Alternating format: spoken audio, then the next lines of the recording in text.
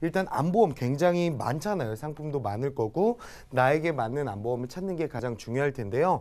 일단은 첫 번째, 모든 암보험이라고 해서 다 똑같은 암보험이 아니거든요. 그래서 암의 범위를 잘 보셔야 돼요.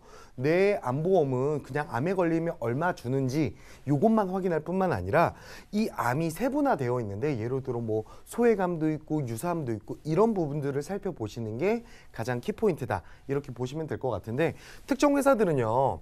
대장전막내암, 유방암, 생식기암 이런 암들에 대해서 특히 여성분들 같은 경우는 유방암이랑 생식기암 굉장히 예민하잖아요. 그렇기 때문에 이런 부분들은 반드시 절반만 주는지 아니면 내가 약속되어 있던 3천만 원, 5천만 원을 받는지 꼭 한번 체크해 하셔야 되고 일반암으로 분류되는 회사를 찾으셔야 됩니다.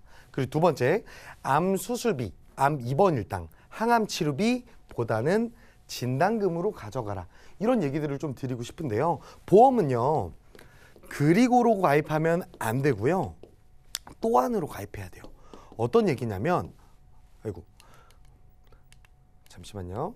네, 또한으로 가입해야 된다는 얘기가 무슨 얘기냐면 그리고는 뭐뭐하고 뭐뭐해서 뭐뭐할 경우에만 보상하겠다. 이렇게 준비하시면 안 되시고요. 또한 뭐뭐해도 보상하고 뭐뭐해도 보상합니다. 이런 범위로 준비를 하시는 게 좋거든요.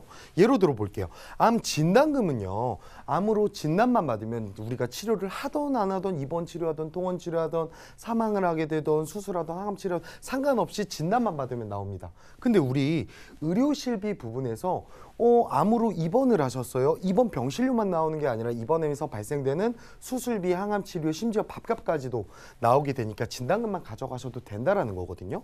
예를 들어 암 입원 일당을 한번 볼게요.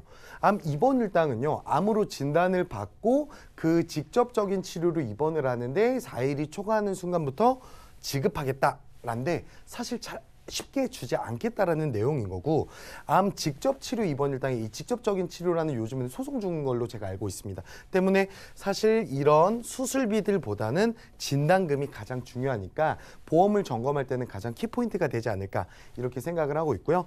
그리고 마지막으로 세 번째, 보험료가 오르지 않는 비갱신으로 구성을 해라 이렇게 좀 말씀을 드리고 싶습니다. CI보험은 제가 잠시 후에 다시 한번 설명을 드리도록 하고요. 일단 간단하게 암보험 어떻게 준비해야 되는지 간단한 팁 말씀을 드렸고 그 다음으로 넘어가서 뇌질환, 심장질환 이거 암만큼 정말 중요하거든요. 특히나 집안 내력에 가족력, 고지혈증 이렇게 혈관 질환이 있으신 분들은 반드시 뇌질환, 심장질환 꼭 준비를 하셔야 돼요. 제가 왜 그런지 간략하게 설명을 드릴게요. 고혈압이 있는 분들이 있잖아요. 이게 원리가 어떻게 되는 거냐면 고혈압이 이게 만약에 있는 혈관이에요. 이 혈관인데 피가 지나가야 되는데 유전적인 요소로 뭐 혹은 술, 담배를 많이 하시거나 혹은 나이가 많이 드셔서 이 혈관이 좁아지거나 이렇게 조그맣게 노폐물들 쌓이는 경우들이 있거든요. 그럼 혈관이 좁아지겠죠.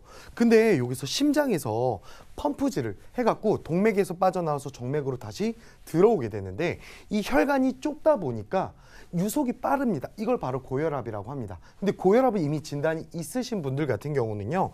이미 이 막힐 확률이 일반인보다 훨씬 더 높다라고 가정이 되는 거거든요. 근데 고혈압 유전 정말 무시 못하니까 우리 가족력 중에 고혈압, 고지혈증 있으신 분들은 꼭 반드시 준비를 하셔야 되고 암만 생각할 게 아니라 2대 진단금 반드시 준비하셔야 되고 뇌혈관 진단비, 허혈성 심장질환 진단비 준비하기 이거 방송을 자주 보시는 분들은 잘 아실 텐데 모르시는 분들도 있어서 잠시 후에 한 번 더 설명을 드리도록 할 텐데 뇌혈관 진단비, 허혈성 심장질환 진단비 보장 이름이 조금 어렵죠. 어려운데도 이거는 좀 기억하셨으면 좋을 것 같고요.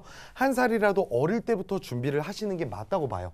저는 심지어 지금 3살짜리 우리 딸아이가 있는데도 미리 사실 심장질환, 뇌질환은 명백한 노인성 질환이에요. 그럼에도 불구하고 저는 저희 3살짜리 애기한테 보험을 들어놓은 이유가 사실 이 뇌질환, 심장질환은 나이가 증가할수록 정말 보험료가 많이 오르고 보험 가입이 까다롭습니다.